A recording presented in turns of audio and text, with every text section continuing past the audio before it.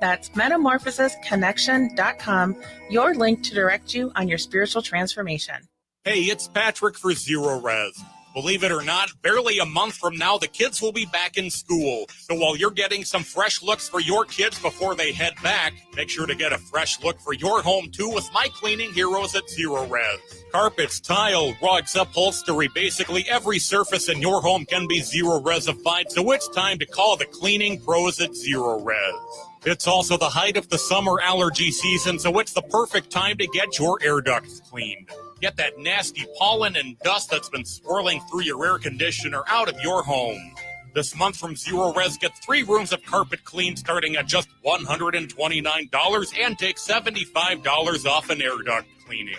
You owe it to yourself, your kids, and your home to get the fall off to a good start. Call Zero Res today, 9520-RES, or schedule an appointment at ZeroResMinnesota.com. Zero Res, backward or forward spells the same. With your AM 950 weather, I'm Brett Johnson. Look for clear skies tonight with a low around 55, Tuesday sunny with a high near 80, and Wednesday sunny with a high around 86. Don't just settle for what's in the cupboard. Elevate your meals with premium oils and vinegars from Vinaigrette. They offer the finest selection of extra virgin olive oils, balsamic vinegars, fused extra virgin olive oils, white balsamic vinegars, and wine vinegars. Vinaigrette is located at 50th and Xerxes in Minneapolis. More at vinaigrettemn.com. Portions of the following program may be pre-recorded. The views expressed and the opinions given by the individual host, guest, random reptoid, or chupacabra may not necessarily reflect those of AM 950 Radio, its affiliates, or its sponsors. Now, it's time to step into the unknown.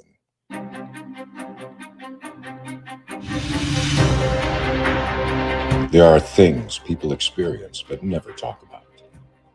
A shadow moving in the corner, flickering of the lights, a disembodied voice. We invite you to talk with us. Share your story, share your experience, because this isn't just your story. This is our story. This is Ghostbox Radio with Greg Bakken. And this is Ghostbox Radio on AM 950, where every night we talk about the paranormal, ufology, Bigfoot, and so much more. My name is Greg Bakken. Thank you for joining me tonight. Happy Monday, everybody. I hope that you had a great weekend. I had a pretty good weekend, and I just wanted to thank Maria Shaw for a great event this last weekend.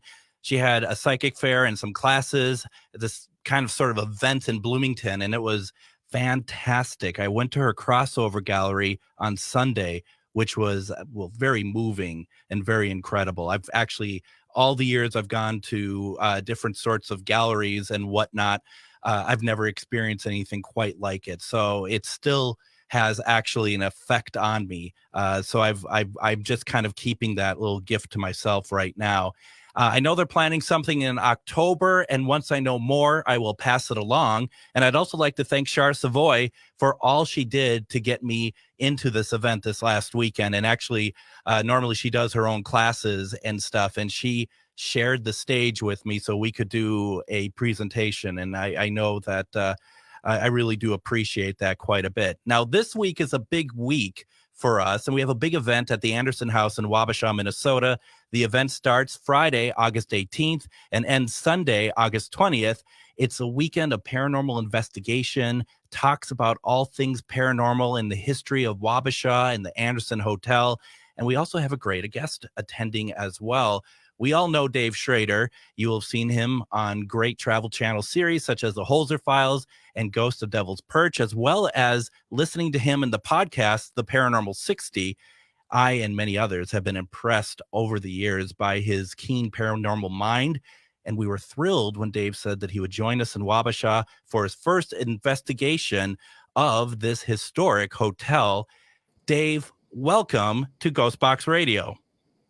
Hey, thank you so much for inviting me to be a part of this, Greg, for your show tonight and to be a part of this investigation. It's one of those funny things. People always ask, where are some great places to investigate in Minnesota? And you kind of get into the trappings of hitting up the same ones over and over because you get used to them. And you forget that there are so many other great places in Wabasha, less than an hour away from me. Why haven't I been to the Anderson House yet? That's what we were wondering, but I'm glad you waited for us to invite you. because Well, I mean, maybe we'll pick up the ghosts of Jack Lemmon and Walter Matthau, since where they filmed Grumpy Old Men is literally parts of it is kitty corner from that hotel. hey, Greg, do me a favor and pull your lower lip over your head and swallow. Well, I mean, right? So Right. first of all, you're quite the belle of the ball tonight, because you just finished recording and doing the live for your podcast, Paranormal 60, and I was listening to that on the drive over, and you had quite the conversation tonight with Dave Foley talking about the UAP and the congressional hearing and stuff, and that was really fascinating. And Adam, who's doing the board tonight, we were just talking about, we never thought that Dave Foley was a UFO guy, and here we are, and he's speaking exquisitely about that topic. I was at an event in Richmond, Virginia at GalaxyCon. GalaxyCon is this series of kind of fun nerd sci-fi paranormal conventions that travels around the United States. And I say nerd from the bottom of my heart with the most love, because it's like Star Trek members are there, and famous 90s boy bands are there, and kids from your favorite TV shows like Boy Meets World, and then you've got musical acts and all kinds of cool stuff going on. I am one of the paranormal contingent, so I've been hired to all of the events this year, and I was sitting in the green room at this big table having a sandwich right across from one of my favorite guys. I being a radio fan, Dave Foley from News Radio, I was like, holy cow. Plus, I loved his series, The Kids in the Hall, the irreverent sketch comedy show out of Canada. And I didn't know what to say, and I just politely introduced myself. He said, "Oh, what do you do?" And I said, "Well, I host a paranormal show and do this and that." And he started saying, "Oh, are you keeping up on UFOs? What do you think of this?" And he was so passionate about what he was doing, and then told me his own UFO encounter and the fact that he was out with, I believe, Jeremy Corbell at the time when this took place, and that he's become friends with George Knapp and so many of the people in the field. I was blown away, and I'm like, this is great. We started chatting, and I, reached out to him and asked him to be on my show, and he popped on for a quick bit on one episode, and then he came back tonight to kind of catch us up on what he's finding out from all the interviews he's doing, what his unique insight is, because he's, as he said, he's kind of a layman out there who's fascinated by this but wants to understand more, and he's digging deep into what these congressional hearings mean, what these sightings mean and reflect, and it's just been a great eye-opening experience for him. Plus, we've had talks about ghosts, and I was just out in Raleigh, North Carolina at another GalaxyCon with him and some of his celebrity friends, and we all sat there exchanging ghost and UFO and Bigfoot stories, and it was kind of just this mind-blown moment. I bet. And so if anyone has a chance, I mean, first of all, his podcast sounds amazing, but your conversation with him, there was a couple things that I thought was really interesting, and I don't want to get too much into it because people should just go and listen to it. But I mean, even just like him still getting his head around within the congressional hearing about understanding that, that there has been some reverse technology done to things and whatever. And I thought that was interesting, because I always kind of think us being into UFOs and stuff, we just assume that stuff, reverse engineering, we just assume it. But for him and probably others, I guess, just being like, this is being said, now I have to actually kind of come to terms with it a little bit. I have to think on this.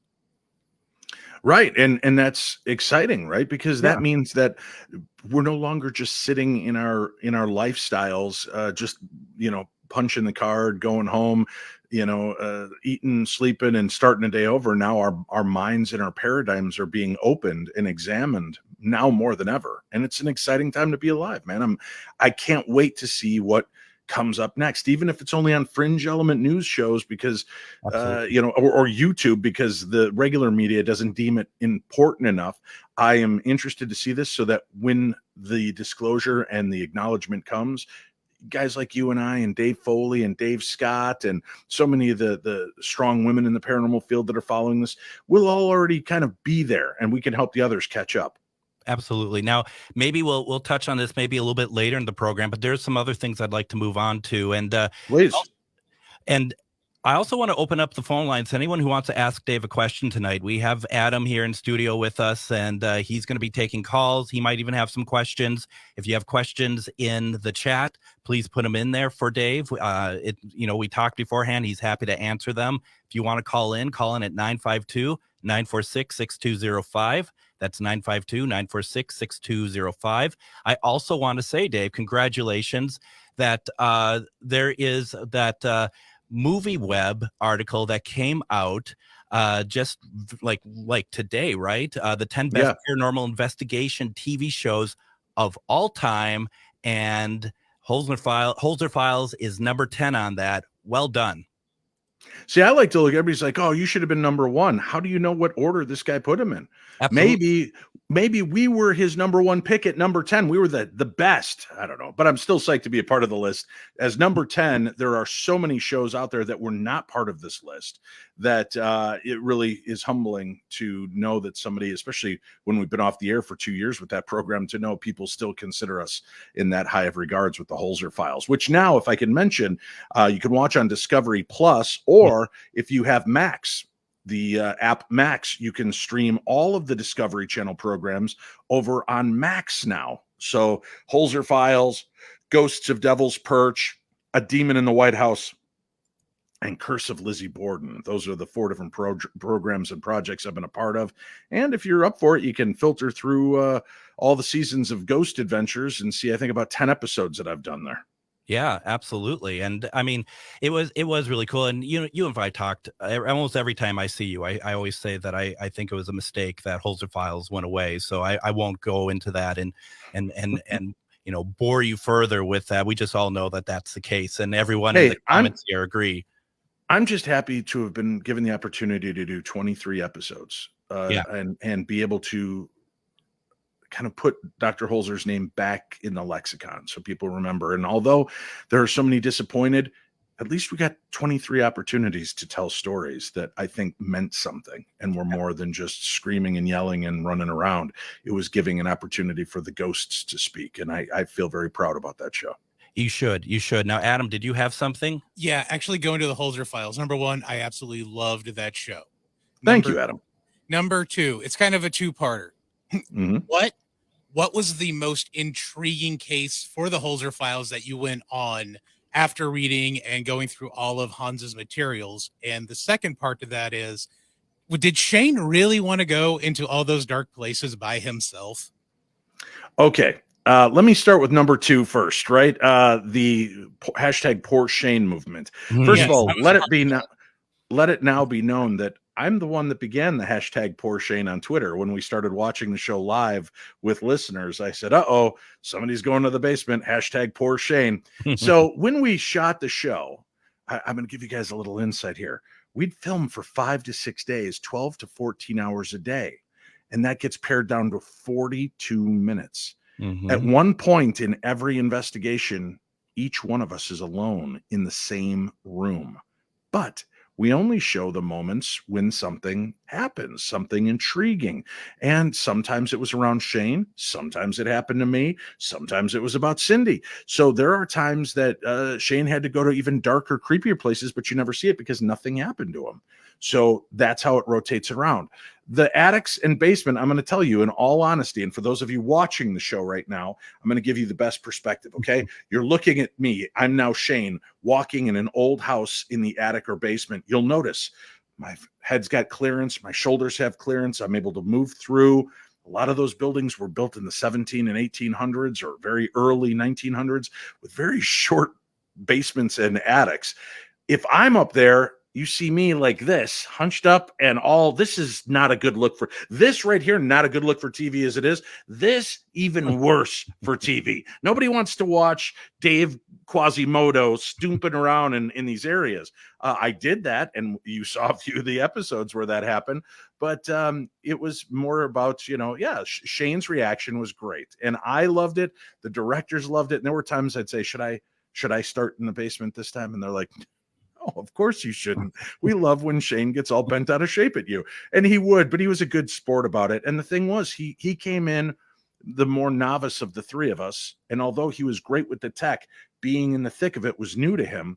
And he states, unless he's just really being kind to me, he states that he was proud of the work that he learned from me and teaching him how to, kind of try to stand his ground and look at things a different way so that he wouldn't be as affected. And, obviously, if you watch 28 Days Haunted on Netflix, where he was more prominently featured as the lead investigator of his own team, he certainly came into his own. And he was jumpy a couple times, but not nearly what you saw in the Holzer Files. So I am proud to have worked with him. I love that guy like a brother, and am so happy to have worked with him. What episode impacted me the most story-wise? The Devil in Texas is an interesting story because it was one where Hans Holzer was not able to properly help the family, and that was rare. And it always ate away at Dr. Holzer because he thought he figured it out. He thought he had it licked for this family that was dealing with this possible demonic entity and poltergeist. And in the long run, the young man who dealt with it, he was broken from years of this trauma and took his own life. And when Dr. Holzer checked back in, he was brokenhearted to find out that the boy had lost his life. Oh. And the network brought the story, and they were like, I said, could we ever go back after the Devil in Texas? And they said, Dave, we looked into it and it didn't end well. And I said, what do you mean? And they explained it to me. And then I said, I have an idea. What if we open a new Holzer file in the vein of what he did? And I have a listener to my radio show who just wrote in and is being scratched and bitten and attacked, and she's worried for the safety of herself and her two children, just like the original family. What if we go take what we know and where the failings happened from the last investigation so that we can walk in Dr. Holzer's shadow and take the new knowledge to help this family out? And that's exactly what we did. And I feel that we honored the legacy of Dr. Holzer, and we were able to help a family. And now Lydia, who was afflicted, we helped empower her and embolden her and help her kind of break away from the things that were holding her. And she is doing great. And she's actually very in touch with her abilities and helping people like her that were dealing with negative entities and negative hauntings. That's incredible. There's a lot more I want to talk about with this, but we got to take our first break right now. We have Dave Schrader with us tonight. We're talking about a lot of things. We're also going to be talking about an event that we're holding together this week. So definitely stick around. We're going to talk about that. We're going to have a lot of things to talk about, including your questions. You're listening to Ghostbox Radio on AM 950. Are you ready to embark on a journey towards taking control of your health and well-being? I'm Candy Brothel, host of Green Tea Conversations. Join me every Sunday at 10 a.m. as I sit down with the local experts who are bridging the gap between mainstream medicine and complementary therapies. Each week, we explore topics in integrative medicine, nutrition, fitness, creative expression, personal growth, and sustainable living. So grab a cup of tea and join the conversation as we awaken to natural health. Visit us at naturaltwincities.com. This is Robert Pilot of Native Roots Radio presents I'm Awake, weekdays at 5 p.m. On our show, you'll hear about Native issues like treaties, protecting Mother Earth, and holding our elected officials accountable. Weekly correspondents like Dr. Stately, State Senator Mary Kunesh, Robert Lilligren, and Bob Blake update us with the latest news from Turtle Island. Native issues are human issues, and human issues are Native issues. Listen weekdays at 5 p.m. or watch the show on Native Roots Radio social media accounts. Ho-wah! It's an absolute must for any true foodie. Vinaigrette at 50th and Xerxes in South Minneapolis offers premium oils and vinegars for the most discriminating of tastes. This is Sarah Piepenberg, owner of Vinaigrette. We bottle on-site, there's no guesswork, and you get to taste test each and every oil and vinegar we offer. Our direct relationship with the growers ensures an uncompromised level of satisfaction. When you need to know you're cooking with the finest ingredients, first contact the independently owned Vinaigrette, 50th and Xerxes in South Minneapolis. Online at vinaigrettemn.com. Hi, this is Laura. Listen to Food Freedom Radio every Saturday at 8 a.m. or anytime via podcast. Our individual health is connected to the health of each other and connected to the health of the earth. We know the problems with the dominant food system: climate change, deadening soils, nitrates in the water, factory farming, injustice, concentration of wealth. How do we both as individuals and as a community step up and support a living food system which honors the earth? Tune to Food Freedom Radio every Saturday at 8 a.m. and remember to support your independent farmers. And welcome back to Ghostbox Radio. My name is Greg Bach, and if you need to call in, if you want to call in and ask Dave a question, call in at 952-946-6205, 952-946-6205. Dave, we have quite the event coming up this weekend at the Anderson House in Wabasha, Minnesota. The hotel itself, as far as lodging, is sold out, but don't let that stop you. There's still some tickets left. We'd love to sell it out. And also, if you buy tickets, we're going to give you some help in finding a place to stay while you're in Wabasha. That's not far from where the event's taking place. And just a couple things we're doing. I'm just looking at it. We're going to be investigating the Anderson Hotel. That's going to be Friday and Saturday night. The hotel itself opened in 1856, expanded in 1887. There's once we get into the event, we have people from the Chamber of Commerce coming in, giving us some history on Wabasha, on the Anderson House, but also not too much, so people can go in there and have a good time investigating itself. You know, Dave, I'm sure it's very different for you now because you have so much going on. But back when you maybe didn't have as much going on and you were going to new places to investigate, and maybe you had time to kind of take it all in, did you ever do like any like pre-work on your investigation, or did you prefer to go in there Sure. with knowing a little bit less? What did you prefer? It depended on the situation and the location. Sometimes I really like to get into the history prior. Other times I like the Holzer files. I like to know some information, but I like to go in and see what we uncover, and does any of it make sense? And then go back to historians and talk to historians, only to find out that some of what the spirits told us, some of the things that were revealed, turned out to be exactly what took place in that place. And I had no prior knowledge, so I couldn't have guessed at it. Neither could the medium or the people that we worked with. It, like I said, it all depends. I've been on this strange journey, Greg, because I've had paranormal experiences throughout my entire life. Yeah. And I have witnessed things I cannot explain. Some I can. But I've noticed that through the years, my sensitivity has definitely gotten stronger. Boy, this last weekend, I just was at Pennsylvania in Newcastle at Hillview Manor. And one of the first times ever I've gone in and my full force Spidey sense was in effect. I mean, I could just tell you there was definitely something in this room with us, and I'd open up my recorder and we were getting things. So I'm excited to be developing that ability. I mean, it's only taken me 55 years to get to this point, Greg, but you know, like a fine wine, I take my time. So I'm excited to go in. Thought of you as a fine wine, Dave. I mean, I'm just going to be honest about it. I mean, I was just telling that to Adam. No, fine wine on the air, and what you said, and I heard you, was fine. Let him whine. That's what I heard. You actually got that part right. Yeah. Yeah. I'm looking forward to going into the Anderson House kind of blind to this. And knowing some things, but not knowing the extent or where necessarily the spirits are accumulating or why they're there, because I like to give the spirits a chance to talk. And the reason I say that, Greg, is, you know, a lot of times you might be surprised to know sometimes history gets the wrong story. No. And we can go back in, and there have been people banging the drum for years trying to get the story rectified. And I go in and just allow the ghosts to tell me. Yeah. And when they give me the information, I hope that I can help those spirits and give them a voice again.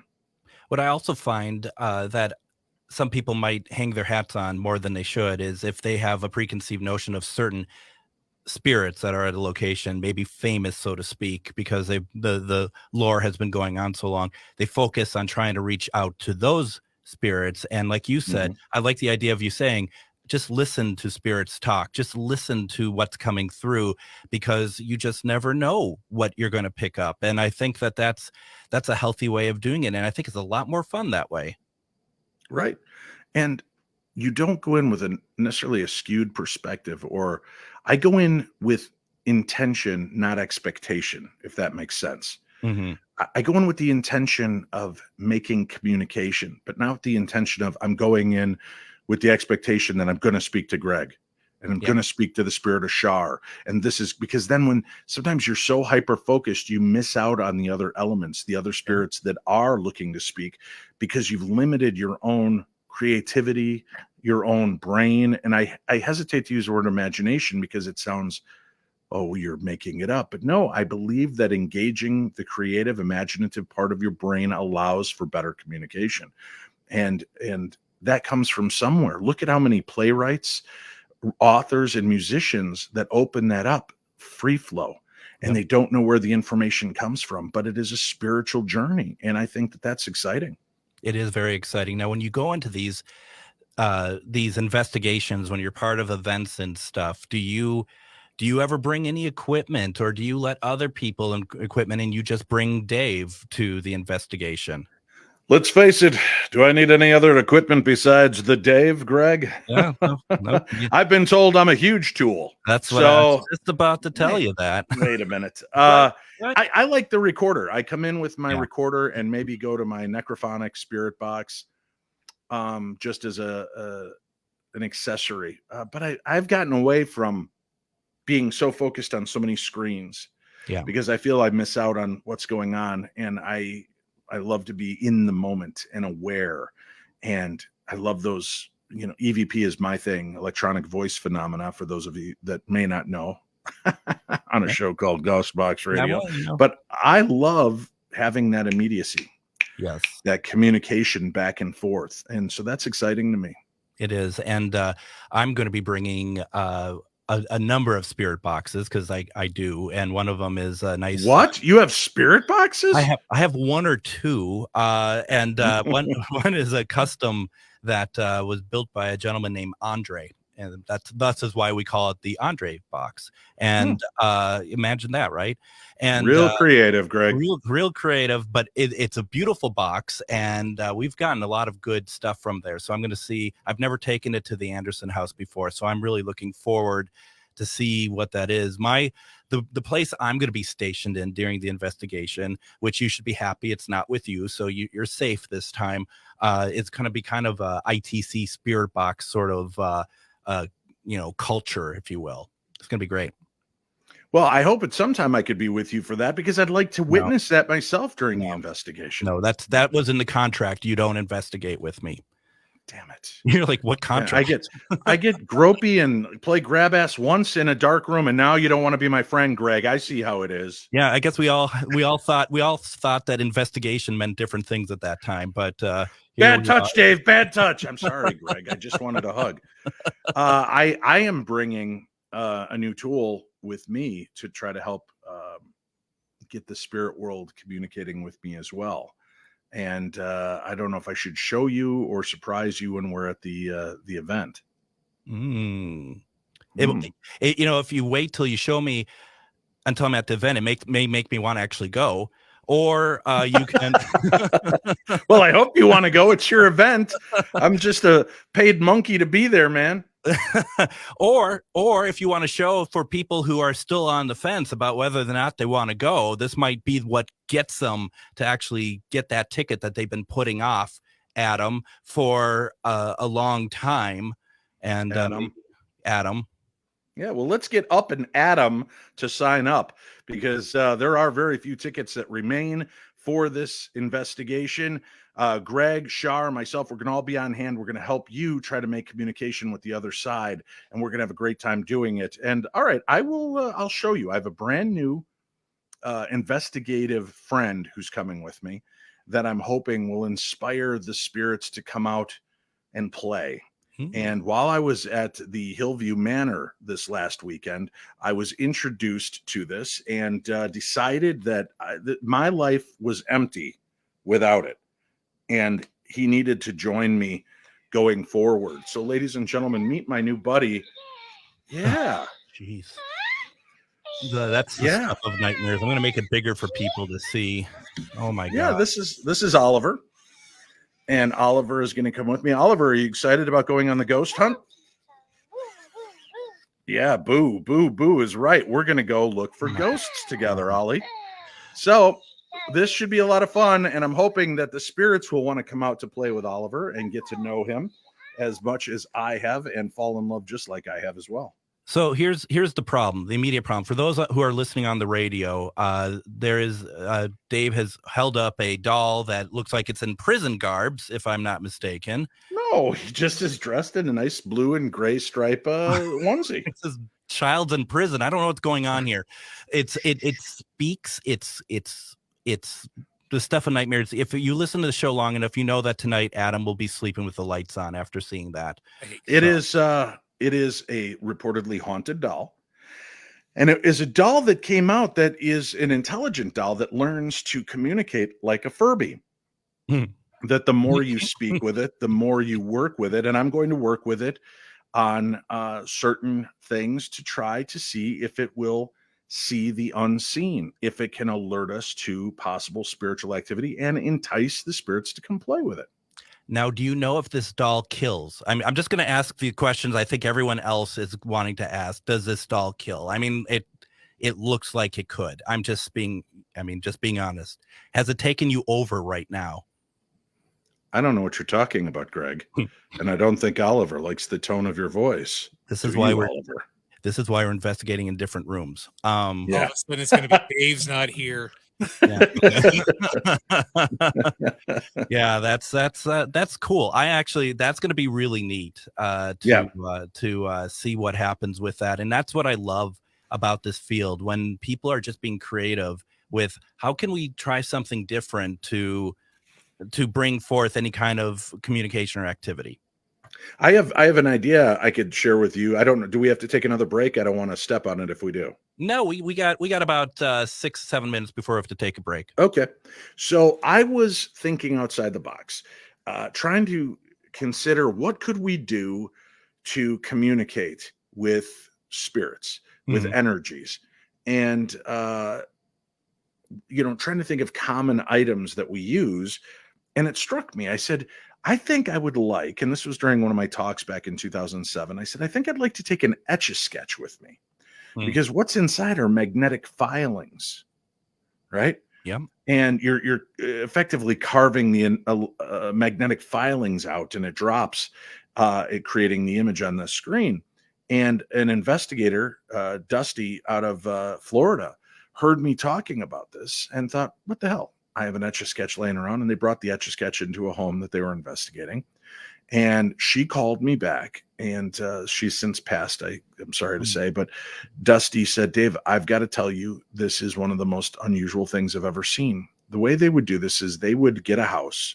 They would set up their equipment everywhere throughout the house that had these reputed claims, and they would allow it to just record and film for a full 24 hours without human disturbance. They had on their staff was a police officer, and his job was to sit out front to watch the house to make sure nobody entered it, nobody changed anything, nobody did anything, so that they know if there was anything that might be altering the evidence. And then after that period, they'd go in and collect all their equipment, and they would go back and review it. And then once they got an idea of where the hot spots were, what was taking place, that would be the room or two that they would focus on for their full investigation. And Dusty said, I had an inkling to try this in the children's room. And I left the Etch-a-Sketch in there. And she said, and when we returned and unlocked the door and went in, there was just this pall over the air. It was just very thick. Something felt off. And we went in and collected our things. And then we went into the children's room. And as we're gathering our stuff, I reached down for the Etch-a-Sketch, and my breath just caught. And I said, what did you see? Half expecting her to say, oh, it drew Mr. Potato Head or something. She goes, Dave, there was a name scrawled across the front of the Etch-a-Sketch. And I took a picture with my phone. I lifted it carefully, brought it in front of the video camera so it could detail what was being, seen. When they reviewed, I guess, the evidence, you could not see the dials moving, but the camera did pick up the sound of. Oh, wow. Throughout, and they, again, they didn't even put two and two together until later when they realized that was the room with the Etch-a-Sketch, that's what they were hearing, this squeaking and scratching. It was very weird. But what it turned out was one of the young children that had lived in that house prior had been murdered, and they believed that it had been murdered by a family friend. And the name that was scrawled on this was the name of the family friend. And she couldn't talk more about it at the time because he was never charged with the murder. And you have to be very careful legally with what you say. So if I say, "Oh, Greg murdered," I'm now libeling myself. So, but she said that it scrawled out the name. She took it to the family and asked, "Does this make sense?" And their jaws hit the floor. Wow. So unfortunately, it wasn't evidence. I mean, I think they took it to the police, but the cops are like, this is inadmissible. How do we use this though? This is insane. So that's not going to go anywhere. Yeah. No. Yeah. Wow. That's so. I think I've heard some people think about using Etch-a-Sketches before in investigations. Mm-hmm. Have you done it a number of times, or just really the once? Or well, that wasn't me that used it. It was Dusty Smith out of Florida. Got it. She used it. I have never brought an Etch-a-Sketch to an investigation because my kids are destructive forces of nature, Greg, and their Etch-a-Sketches never lasted more than a week or two because they get slid under beds or stepped on or whatever. I have never brought one to an investigation, and now, as I said, I've just really kind of settled into my place with the use of recording devices, but I would be open to it. And I'm always talking to people. Another one that people were talking about using was the Woolly Willy. Do you remember those little magnetic doodle pads that had all the magnetic filings, and you'd have a pen with a little magnetic tip and you try to draw the beard with the filings or mustache on the character? Yep. I actually had a person that made one for me with my likeness on it. And then the magnetic filings you could turn into my goatee. And I should dig that out and take it with, but I don't know what information I'd get other than the ghost can mock me openly and put devil horns on me or make a snidely whiplash mustache. I'm not sure how that would turn out. Yeah. And the true sign of respect over here is people like, "Oh, that's why you look so familiar, Dave." So, nice. Why the Woolly Willy? Exactly. Yeah, exactly. Better than Rick from Pawn Stars, which is what most people think I am. That's true. Why don't we do this? Let's go ahead, take our second break. When we come back, I want to talk a little bit more about the event, other things. Also, folks, your questions, if you want to call in, if you want to put something into the comments, whatever you'd like to do. We got Dave here. We got him for another segment. So I'd love to hear what you all are thinking. You're listening to Ghostbox Radio on AM 950. If you own a holistic or metaphysical business and are looking to expand, then you need to be listed on metamorphosisconnections.com. It's a network where you can grow with like-minded practitioners and reach new clients. Metamorphosisconnections.com is an online directory you need to list yourself and your business. Our platform makes it easy for you to create listings of your products and services, and you can also choose to list your classes, events, and so much more. Metamorphosisconnections.com helps you create weekly and monthly promotional ads targeted towards your potential clients and promotes them for you via social media and newsletter. There are clients searching for your specialty right now. Let us help them find you. Start your listing today so you can share your own unique gifts and talents by finding the level of membership that best fits your needs. Let us help you reach your clients that are searching for what you do. Visit metamorphosisconnections.com and sign up today. Eat Local Minnesota is a great way to find locally owned Minnesota restaurants and food purveyors. You'll find high-quality food and unique eating experiences with dishes from around the world. Just visit eatlocalminnesota.com for your next meal. Bruner Supper Club invites you to Maggie's Lounge, an exciting new bar lounge. It's open Wednesdays through Sundays beginning at 4:30 for cocktails and light fare. And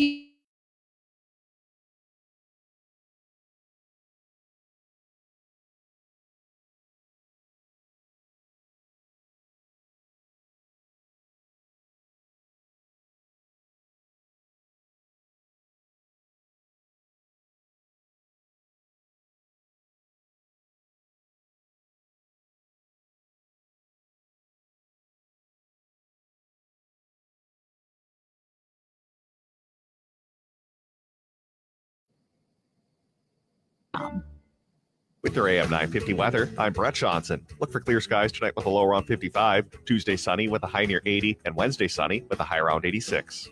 Don't just settle for what's in the cupboard. Elevate your meals with premium oils and vinegars from Vinaigrette. They offer the finest selection of extra virgin olive oils, balsamic vinegars, fused extra virgin olive oils, white balsamic vinegars, and wine vinegars. Vinaigrette is located at 50th and Xerxes in Minneapolis. More at vinaigrettemn.com. And join us tomorrow night on Ghostbox Radio with Greg Bakken, as we're going to be talking with Gary Galka, who created the SB7 Spirit Box and is coming out with the SB7 Pro. And as you know about me, I'm all about that. And he has created a lot of equipment that you've seen on shows throughout the years, such as the Mel Meter. We're going to have a very interesting conversation tomorrow. He's going to be bringing along some recordings that he has taken from using the SB7 Pro. So, or Bro, I suppose that could work too. I'm really looking forward to that. This is a cool looking piece of equipment. So we'll see what he comes up with. Wednesday is going to be One Question Reading Wednesday with our guest medium, Lily McNamara, and they will be there to read any questions that you would like to be answered. You know the drill. Thursday will be ufologist Tom Conwell as we talk more about the book, The Night Visitant, and we wrap up the week with Casual Friday. For those of you who are interested in getting tickets for our event with Dave Schrader, starting this Friday over at the Anderson Hotel in Wabasha, Minnesota, all you need to do is go to charvinity.com. In the menu, look for events. You're going to find the event there, and you can just go ahead and get tickets. There's just a small number left, but we certainly want to be able to fill out everybody and make sure that we have a solid crowd, because it's just going to be a lot of fun. It's going to be a great weekend. There's going to be a lot of not only investigating, but there's also going to be a lot of discussions, a really good chance to have some time with Dave, and I think it's going to be really a lot of fun. Now, Dave, and I'm giving out free hugs. Yeah. Wow, Greg. I can't wait. Did you? No, I'm not bitter. I'm just not a very huggy sort of person. When you took me by surprise when we were at the last voyage of the Demeter, and we shook hands, and then you went in for a hug, and I mean I loved it. Trust me, I loved it. But you probably noticed I recoiled, and it wasn't because of you. It's just kind of the shambles of a man that I am that created that. So I'm an awkward human being is all I'm saying. You just need more Dave hugs. That's you also really don't text other individuals, Greg. Oh, is that how this is going to go? Okay. Wow. Yeah. Hey, I will say this though. First of all, for people listening, how do they spell Charvinity? If they want to find tickets, Charvinity could be spelled a billion different ways. How do they go find those tickets? CHARVINITY.com. And you go to the menu. There's an events tab. Just click on that. You'll be able to find the event. It's under Dave Schrader of Anderson House Event. So it should be easy to find. And that's a good call out because it's such a unique name. But definitely, folks, check it out. Go there. We have a full itinerary of what we're going to be doing over the course of those days.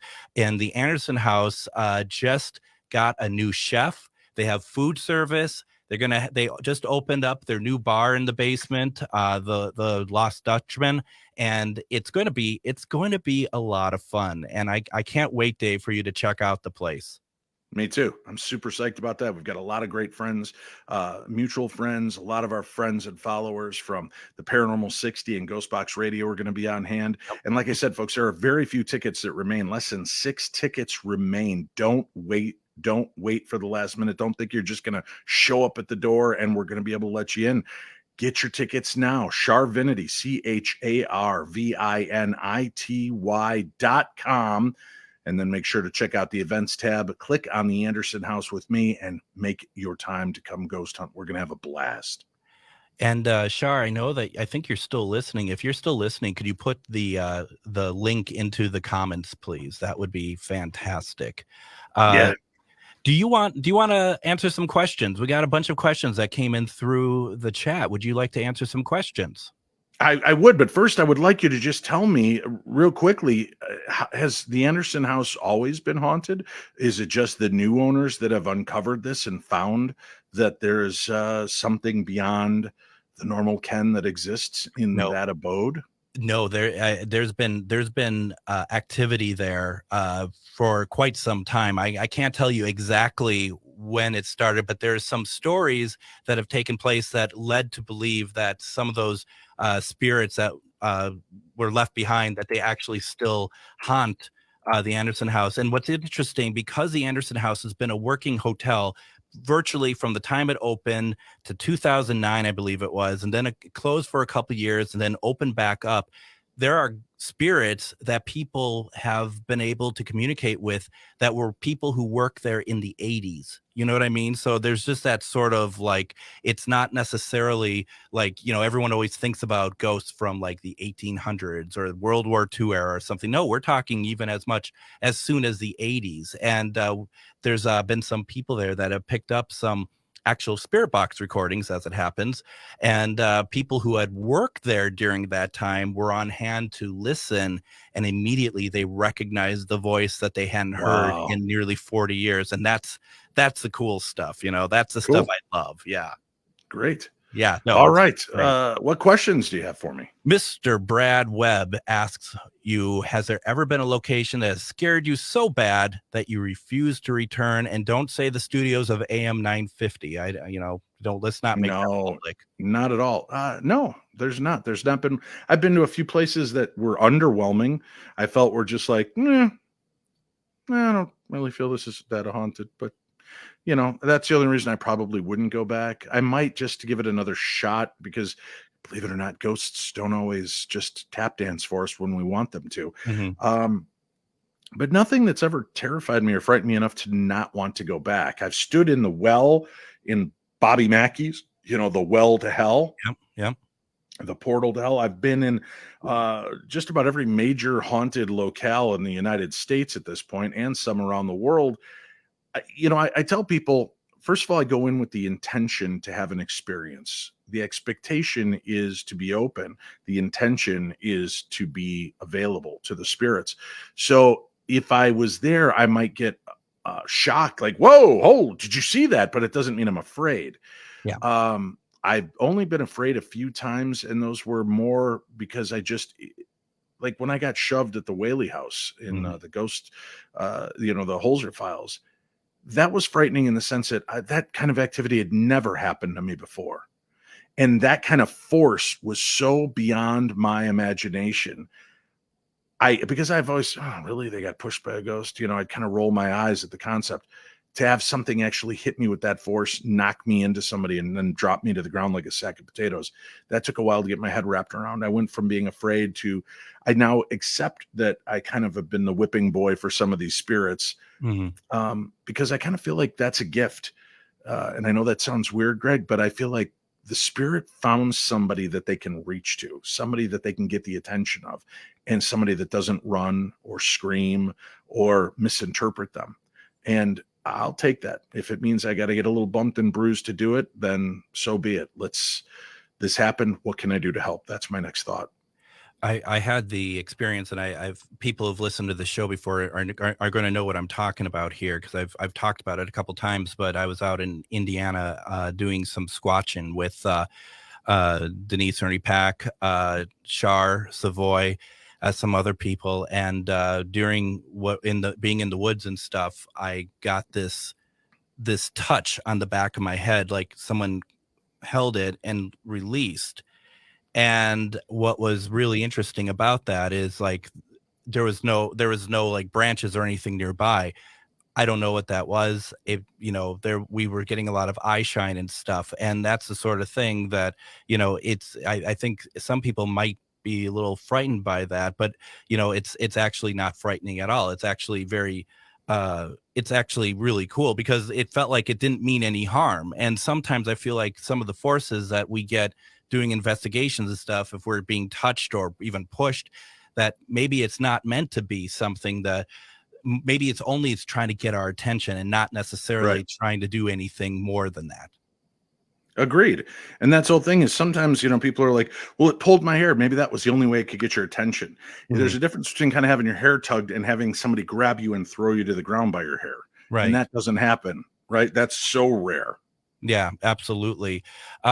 Carol asks the question to you. This is more of like, where one of the many billions of places that you're appearing this year, or September, it looks like. When you go to the Skinwalker Ranch in September, are you joining the haunted tour that's being available there?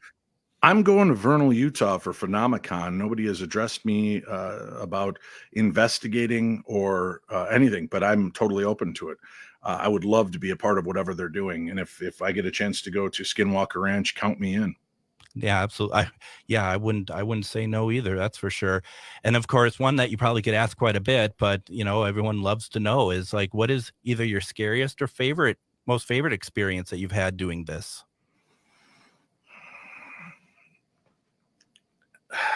Having a dream visitation from my grandfather was very special, but it's a dream. So it's an easily dismissible thing as a process of grief. But that is always something special to me.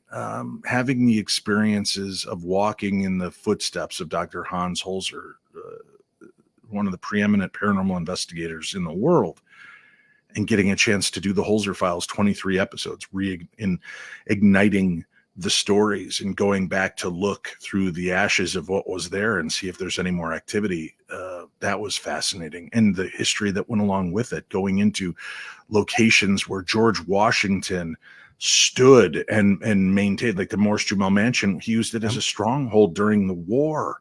And I stood in his war room, in his footprints, and Benjamin Franklin at the conference house, and the Merchants Museum, and the USS Constellation. And my God, Greg, just the history, and to know that some of America's most brilliant minds and leaders have stood in these places. And now I'm, albeit one footnote, but I am now part of the history of those locations, is very exciting and humbling.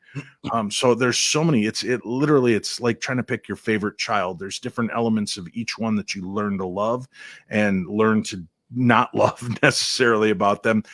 So I can't just say, yes, this, that, or the other are my favorites. The Palmer House in Minnesota has always been a favorite of mine because it's local, and I've always had strange activity happen when I go there. But, for a long time, Eastern State Penitentiary, the Stanley Hotel in Estes Park, Colorado, the Queen Mary, and Mansfield Reformatory. Yeah, those were all like second homes to me. I was doing 2 to 3 events there each per year, and it felt like a home. And the ghosts got to know me, and the ghosts liked me, and they made contact. So many exciting things about this, and coming into moments. I think filming the Franklin House episode of the Holzer Files, Franklin Castle, and having an experience that I could involve my daughter in to help us bridge that chasm between this side and the other, because the little girl's ghost that haunted only made herself known to children. And we were 3 grown adults. How are we going to get through? And this little girl passed away from complications to diabetes. And I had almost lost my daughter 2 years prior to complications of diabetes. And I had her reach out, and she made videos that I could play in the room asking questions. And we played the recorder, and we got responses. It was powerful. And to know that little girl made herself known to us, 3 adults, after all these years of only maintaining her, abilities to children, that was really touching to me. And you reminded me of something I wanted to talk about earlier, because something I think we've talked before that I've also been to the Morris Jumel Mansion, and I had a fantastic experience there as well. But the Holzer File episode at Morris Jumel, I think one of the things that really stuck out, and when you said that Shane had said that he had learned a lot from you, I think one of the things that I will always keep with me, and I thought was really powerful actually, was that Shane was frightened of being down in the basement. He didn't want to go down there, and you gave him a very passionate and stern explanation why he needs to be down there, why he shouldn't back down, and why he should hold his ground while he's there. And that's always stayed with me, because I just think that we don't see that sort of positive reinforcement in a lot of these shows. And, I do think that it's important to see that. And it's important that people understand that, first of all, from the point of view of Shane being scared versus Aaron being scared are 2 very different things, I think, in my opinion. But with Shane, there is somebody who he's just scared, but it's not that he doesn't want to do it. He's scared, and you are mentoring him. And I think that was very important to me to see.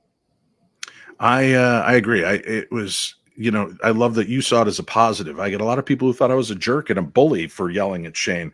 No. Shane will tell you, no, he did what needed to be done as the lead investigator. For those that didn't see the episode, while Shane was in the basement, you get a false sense of security because you're watching through a night vision camera. You can see the room around Shane. You can see the spiders dropping next to him everywhere. Yep. You can see the things moving that he cannot. He's in blackness.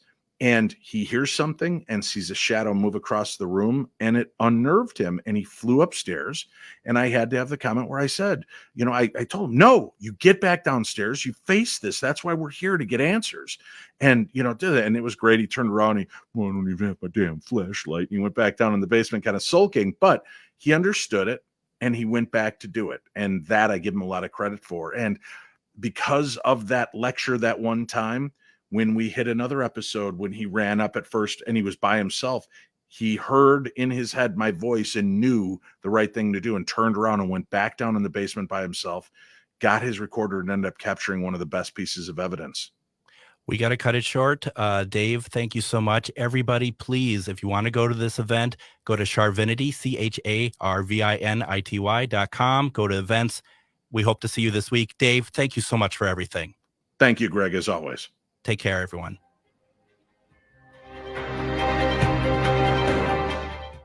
Your radio station for the